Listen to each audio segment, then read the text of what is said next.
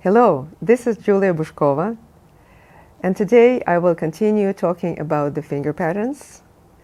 But before I do that, I would like to invite you to subscribe to my channel, to follow my postings in the community tab, especially to participate in the weekly violin technique quizzes. And now on to the finger patterns. For those of you who have missed the first video, I would highly recommend that you take a look at it. It's very important and it is right there. And now with the violin, we're going to use some of these patterns today, and we will start with our favorite one, open string, major scale. So the pattern for this, for the major scale from open string, is this, a comfortable pattern that we all like. I will start with D major scale,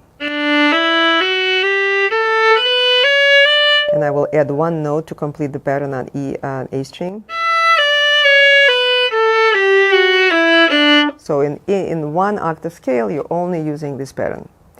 If you start with the first finger and again play major scale, your pattern will change. It will become this pattern. E flat major,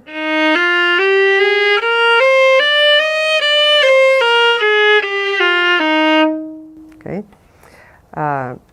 What happens when we play a minor scale starting from open string? Well, then our pattern goes to 1-2.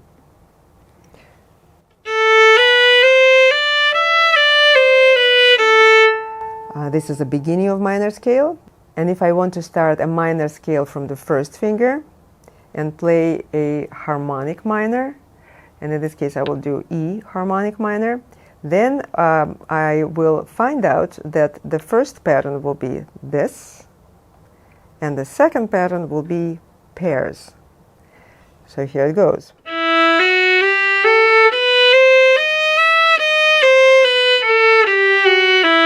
And again, if I need to play it fast, right, in a passage, let's say, and this is just a part of my passage, then flashing those patterns is extremely useful.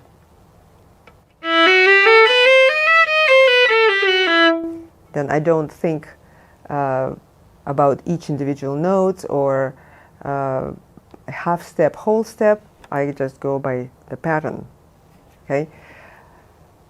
The other pattern that we use, of course, is when all fingers are open, and that happens at the upper part of the major scale that we start with the second finger. And again, in order to feel the pattern completely, I would also use all fingers. In this case, let's say I start F major scale from second finger, and I will go one note down, so I will use the first finger on that string, and then go up. So again, my pattern here is this, and then, so that's where I get into all open.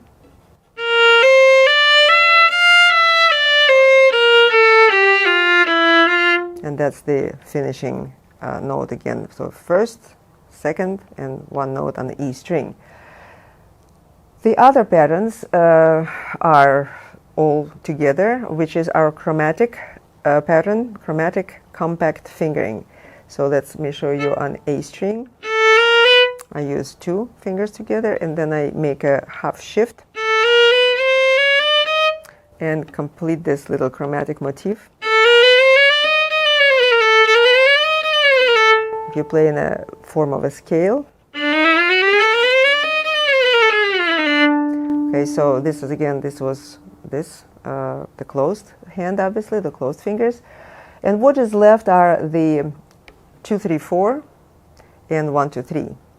And those are really not much used in our everyday literature, but they are used a lot in passage work and orchestra works, and of course in chamber music and anything a little bit more complex than our little individual pieces when they're still little.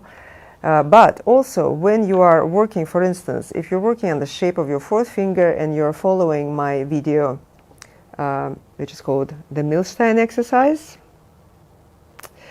So there you want to preserve the shape of your fourth finger, and as I recommend there, you go to the music that will sound like this. So that's exactly this pattern.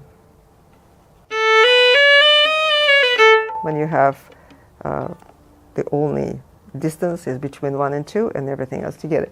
So again, the patterns come in handy, especially when you play fast and especially when you need to quickly memorize your passage without only remembering the notes.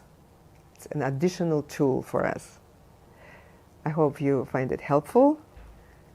Good practicing to you. Subscribe, like, and I will see you next time.